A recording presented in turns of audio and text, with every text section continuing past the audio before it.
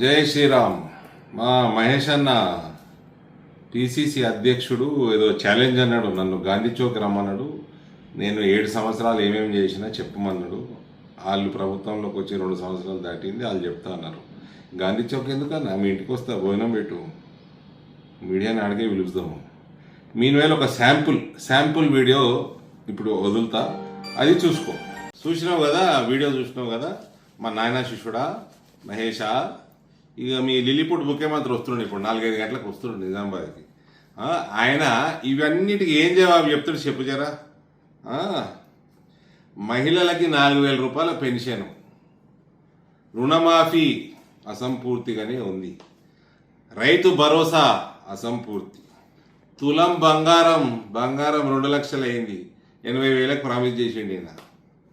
నిరుద్యోగ భృతి 4,000 రూపాయలు నిరుద్యోగ యువతకి, ఫీజు రీఎంబర్స్మెంట్లు, స్కాలర్షిప్లు బీసీలకి, ఎస్సీలకి, ఎస్టీలకి లొటపూసి కూడా ఇస్తలేరు మీరు చదువుకుంటుంది పిల్లగాలని. అబ్బో, మెగా డిఎస్సి ఏర్పాటు చేసి 6 నెలల్లో భర్తీ. ఏం భర్తీ చేసినావు? నరేందర్ రెడ్డి దగ్గర 10 కోట్లు తీసుకొని తమరు లాకర్ భర్తీ చేసుకున్నావా? 18 సంవత్సరాలు పూర్తయి చదువుకునే ప్రతి యువతికి, అమ్మాయిలకి ఎలక్ట్రిక్ స్కూటర్లు అదెక్కే వస్తున్నాడా లిల్లీపుట్ ముఖ్యమంత్రి? ఇప్పుడు ఇందూరుకి ఎలక్ట్రిక్ స్కూటర్ తీసుకొని వస్తున్నాడా? అమ్మాయి తీసుకొస్తుందా చదువుకునే అమ్మాయి? దివ్యాంగుల పెన్షన్ 6,000 ఇస్తాం. చీ.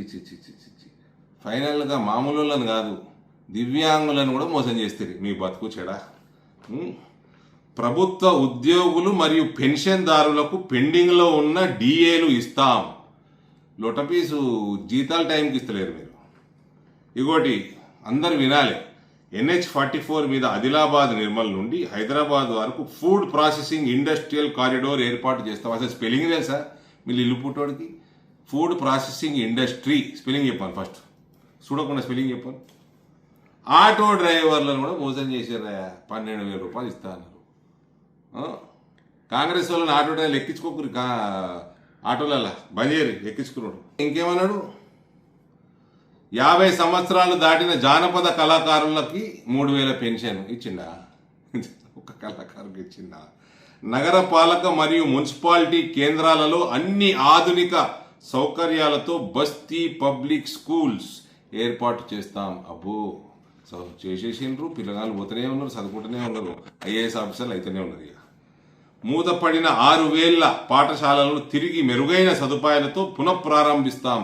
ఎన్ని రిబ్బన్లు కత్తిరం చేసిండు లిల్లీపుట్టు ఇప్పటిదాకా? పునఃప్రారంభం ఎన్ని చేసిండు లిల్లీపుట్టు కత్తిర?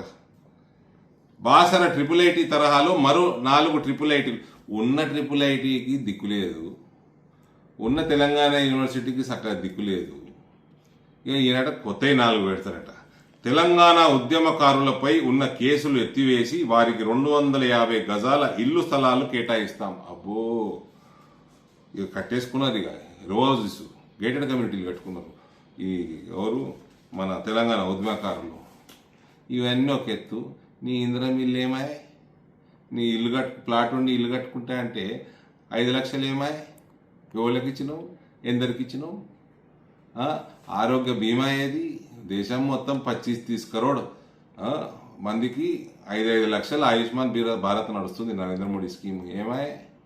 5 కోట్ల ఇల్లు పైన కట్టిండు నరేంద్ర మోడీ ఆవాస్ యోజన. నువ్వేం కట్టినావు? లొట్టపీస్ కట్టినావు. ఇక ఫ్రీ రేషన్ ఆడికెళ్ళి వస్తుంది, కొత్త రేషన్ కార్డులన్నీ, కొత్త పెన్షన్లు పెట్టుకుందామంటే నీ పెన్షన్ వెబ్సైట్ బంద్ ఉంది తెలుసా లిల్లీపుట్? కొత్త పెన్షన్ పెట్టుకుందామంటే వెబ్సైటే బంద్ ఉంది. ఇవన్నీ ఆయుష్మాన్ భారత్ అవసరంలే, ఆరోగ్యశ్రీ ఉన్నది మాకు, 5 లక్షలు సరిపోవు, 10 లక్షలు అని. ఏమై? 1,00,000 రూపాయలు కూడా ఇచ్చేది లేదు.